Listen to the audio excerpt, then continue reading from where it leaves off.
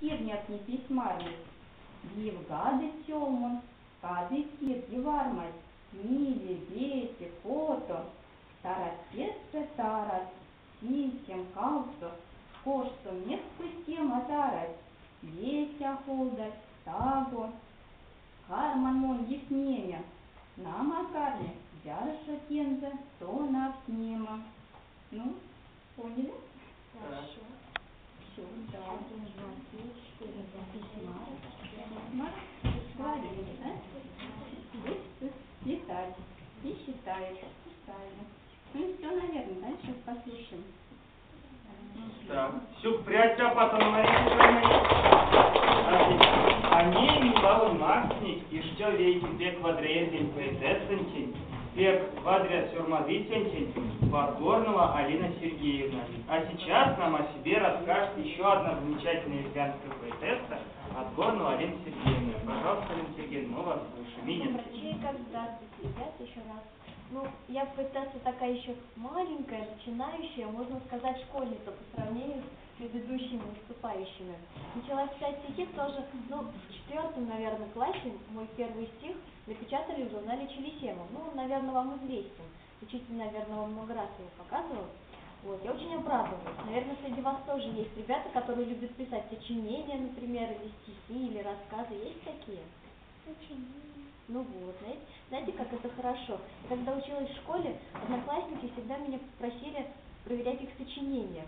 И вот, наверное, пошло с тех самых пор, я их проверяла, и потом стала работать в журнале «Сятка». И теперь проверяю сочинения уже других, уже ребят или там людей постарше немножко.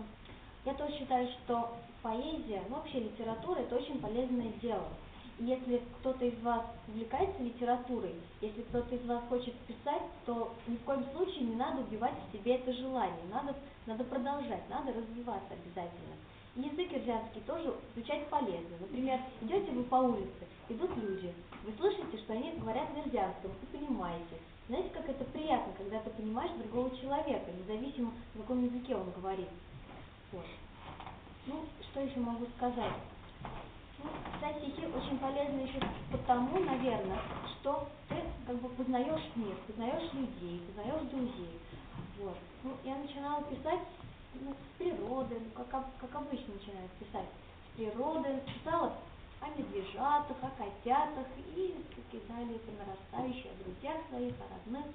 Вот. И сейчас я прочитаю вам стихотворение, я 2 стихотворения вам прочитаю. Они посвящены временам года. Мне кажется, что они будут вам наиболее понятны. Вы сейчас скажете мне, что это за время года.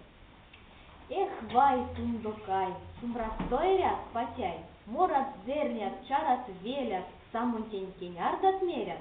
Вай, тундыне, изготаев судыне, сетям эргик содыть киргат, якат паксява дыбирга. Эх, вай, кормакай, зяру кенярг сундукай, Йортнинг лома селень понктум, и нет тунду минек йонства. Кто скажет, что это за время года? Вот девочки тянут руку сильно. Ну-ка.